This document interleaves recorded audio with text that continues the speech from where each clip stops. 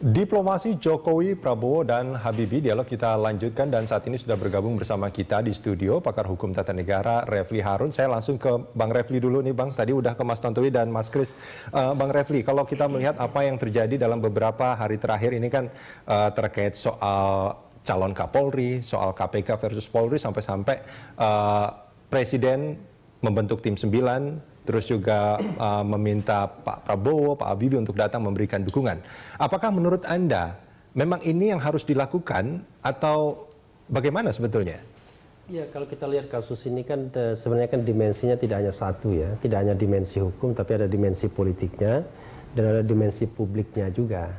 Nah, dari sisi hukum, orang hukum terutama hukum tata negara berdebat apakah yang benar secara hukum itu melantik atau tidak melantik. Iya. Dan semua ada argumentasinya sampai kemudian argumentasi impeachment yang paling aneh ya kan. Jadi ada yang mengatakan ada yang menyampaikan itu ya. Ada yang mengatakan kalau misalnya tidak melantik impeachment. Tapi ada juga harus yang mengatakan kalau melantik malah yang impeachment karena melakukan perbuatan tercela kan kira-kira begitu. Ini ekstrim kanan, ekstrim kiri ya. Ya, ekstrimnya dan saya kira memang kita bisa berdebat dari sisi hukumnya. Tapi saya kira dari sisi politiknya kan, saya kira Mas Kris sudah sangat paham betul semua kekuatan politik termasuk partainya Mas Tantowi kan mendukung pencalonan ini. Tetapi kan kemudian ada aspek lainnya itu aspek publik. Nah aspek publik ini tentu kemudian barangkali menginginkan bahwa tidak boleh ada penegak hukum yang bermasalah misalnya. Jadi ada moralitas hukum, moralitas politiknya yang kemudian dijaga di sana. Nah menghadapi pilihan tersebut saya kira Jokowi, Presiden saya kira sedang mencari keseimbangan ketiganya. Ya. Kalau cuma sekedar kemudian bicara mengenai aspek moralitas dan kemudian 50-50 hukum tadi, maka sesungguhnya pilihan yang paling rasional adalah tidak melantik. Pilihan yang rasional adalah tidak melantik. Dan kalau melantik. saya ditanyakan posisi saya, biar jelas, saya cenderung mengatakan lebih baik tidak dilantik. Meskipun ada asas hukum, misalkan praduga tak bersalah, misalkan presumption of innocence, apakah ini tidak juga bisa dijadikan satu pegangan sebetulnya untuk tetap melantik? Jadi saya kira ada cara berpikir yang agak keliru menurut saya. Kenapa? Karena orang kemudian hanya memperlihatkan ini dari sisi hak, ya. Padahal yang namanya jabatan publik itu bukan hanya soal hak, tapi trust, kepercayaan. Jadi dimensi dari jabatan publik itu bukan hanya bahwa seseorang memiliki hak untuk menduduki jabatan publik tersebut, tetapi ada dimensi publiknya, di mana bahwa publik tentu tidak ingin mendapatkan pejabat publik yang bermasalah. Apalagi pejabat publik itu adalah pejabat publik di penegakan hukum dan orang nomor satu pula.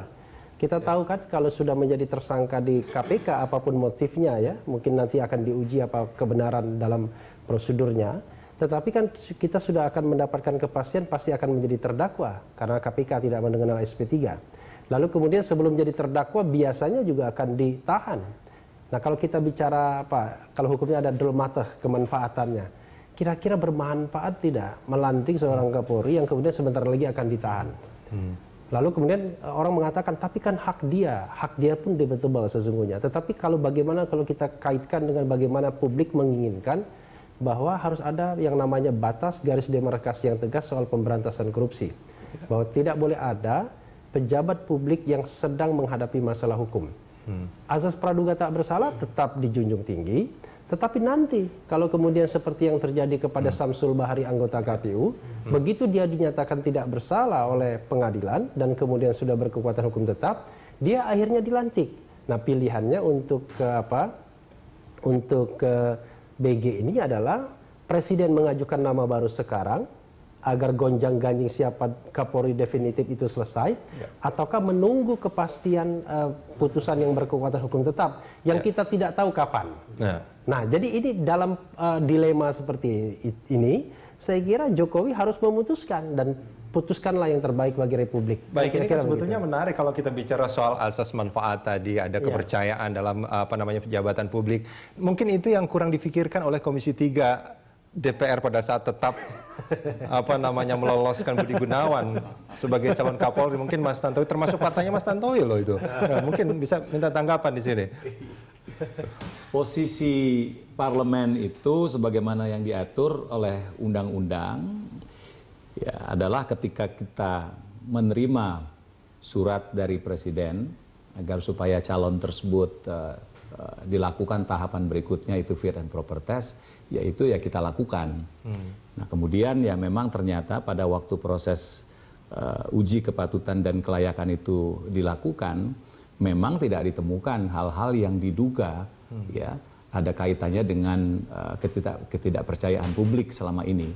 Dan itu ya bukan ditetapkan sebagai tersangka loh. Ya, betul, tapi kan dalam uji pendapat, visi dan misi dan seterusnya itu kan hampir seluruh partai, saya rasa hampir seluruh fraksi yang ada mempunyai kesepakatan yang sama. Jadi dalam dimensi itu parlemen sudah melaksanakan tugasnya dengan sebaik-baiknya. Tapi kan sesuai dengan undang-undang juga bahwa usernya itu adalah presiden. Oleh karena itu DPR. Jadi bola panas memang dilemparin lagi ke presiden. Ya, tidak panas, itu tergantung di presiden. Kalau presiden ingin menyiramnya dengan air kan itu menjadi dingin gitu. Nah jadi ya kita serahkan kepada presiden ya bahwa DPR sudah melaksanakan tugasnya sebagaimana yang diamanatkan oleh undang-undang dengan baik. Nah, serahkan kepada presiden. Saya sepakat dengan apa yang disampaikan oleh Bung Refli tadi bahwa dimensi publik itu menjadi dominan ya dalam hal ini. Karena apa? Karena Kapolri itu adalah sapu.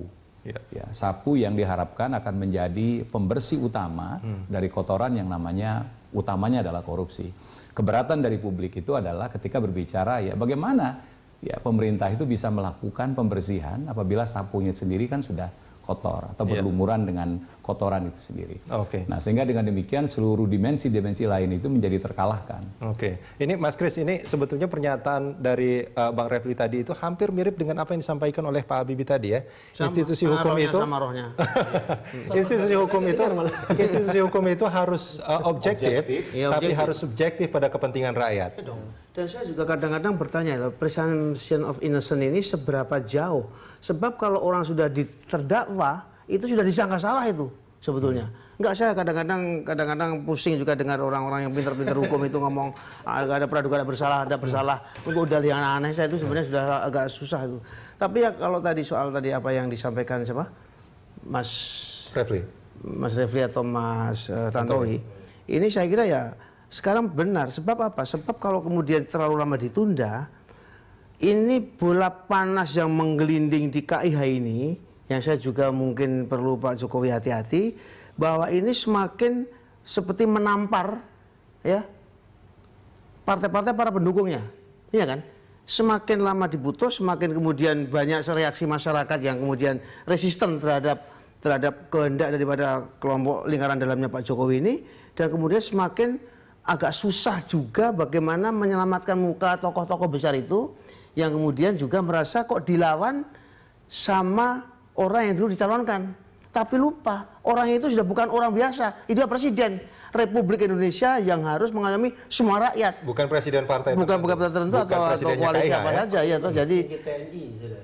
Sorry apa itu? Panglima tertinggi TNI. Iya, Angkatan Laut dan Udara loh, iya kan. Jadi mereka harus ingat bahwa ini bukan anak yang ditemu di pinggir jalan Solo jadikan presiden, bukan. Ini presiden. Dan bukan pegawai partai. Bukan pegawai partai, petugas partai bukan. Apalagi dikatakan itu bukan, ya betul, itu bukan pesuruh partai. Ini pejuang yang kita harus dihormati oleh karena itu. Ya kan? Jadi orang yang nambahin Mas Tantowi tadi, saya kira menarik begini ya. Ketika kemudian Mas Tantowi mengatakan itu tergantung presiden sebagai usernya. Nah sekarang ini kan beberapa kalangan DPR kan mendesak terus untuk lantik karena kami sudah melakukan tugas konstitusional dan lain sebagainya. Ada pakar hukum tata negara juga yang mengatakan kalau tidak melantik impeachment, ya, seperti itu.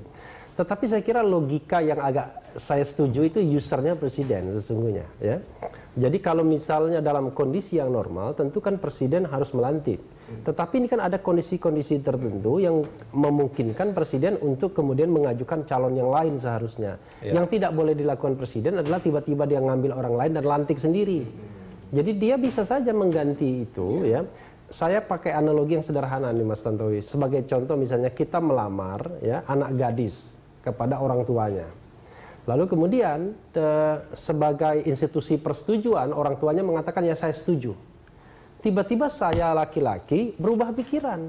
Mohon maaf Pak, walaupun Bapak sudah setuju tapi rupanya saya tidak jadi menjadikan anak Bapak sebagai istri saya.